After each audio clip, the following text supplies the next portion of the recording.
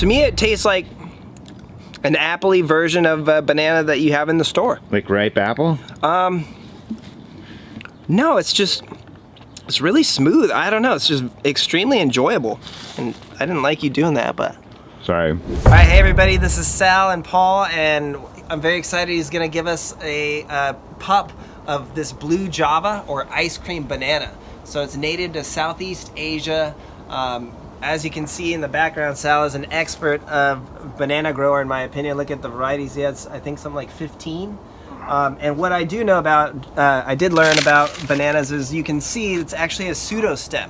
So they're related to tulips, and the stem is actually not really a stem at all, and it's just a bunch of rolled up leaves basically that transport through xylem and phloem. And they also are very shallow rooted. And when they get large here, they will need some type of support, as you can see. Because they do need some sort of trellis. And once the mother plant here produces the banana, it will die, but the pups will regenerate. So Sal, what can you tell us about the blue Java variety banana? Can you give us some more information about it?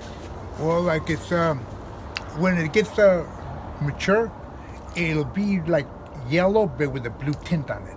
So how long would you say these up here have before they're mature? Like A couple of months, because it usually takes about a year for most of the banana varieties to ripen. Mm-hmm. And do you cut off the flower at all, or do you leave this and let it be? I leave it because I feel it gives it nutrients, but most people cut it off. And if they do cut it off, what time period do they then off? Like around now or later? Yeah, about right now, because right now it'll be a good time to cut it, and then the plants keep on growing. Okay.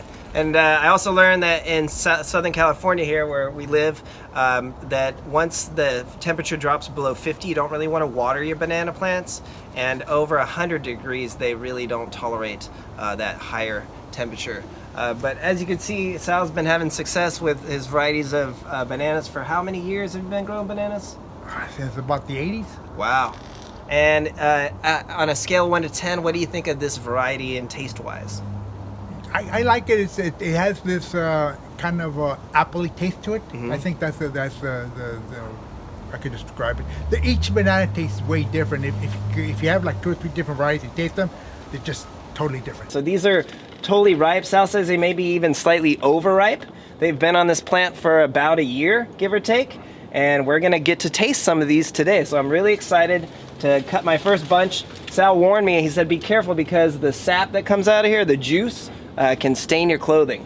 So what I'm gonna do is get a nice firm grip and just cut it straight across. There we go. That came off easy. It did. I thought it was gonna kind of squirt me and juice me and ruin my clothes, but it did not. That sap does come out pretty quick, and it kind of reminds me of cutting a euphorbia or like a sticks on fire. So it's definitely leaking. So that's very interesting. But man, we are going to get situated here, and we're gonna try to eat some of these and taste them. All right, I'm super stoked. Sal let us cut this down, and we're gonna taste our first ice cream banana, or blue Java. You can see the difference in color here. Yeah, they really changed. Yeah, definitely. This is about 6 months old, and so we cut it just to show you kind of the blue tint to it. It's really, really beautiful. They're even kind of a more blue when they're really small. But you can see this one's starting to get some coloring, but you can just see how much it's thickened and fattened up. And it kind of looks like yellow squash or something. It does. And the skin doesn't feel like the bananas in the store, I would say. I mean, it feels a little thinner slightly. So either way, I cannot wait any longer. I need to try this out. I know. The perfect banana. And not the perfect cut. All right.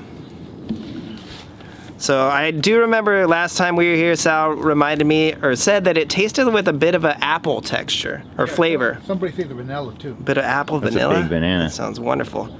Wow.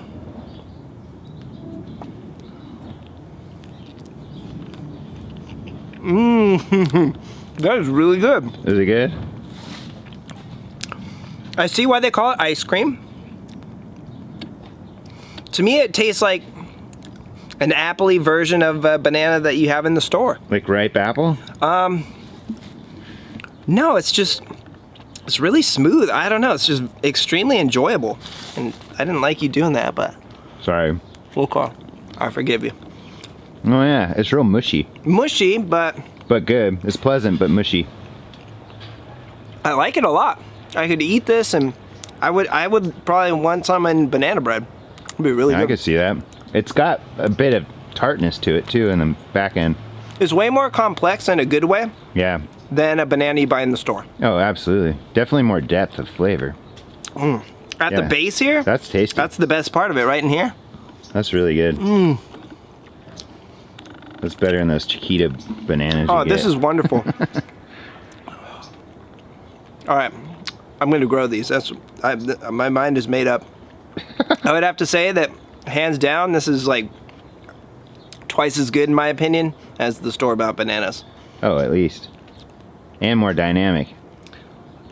Yeah, I don't know. I'm speechless. I just kind of want you to turn that off so I could eat this. So there you go. Give us a like and subscribe. We'll see you later.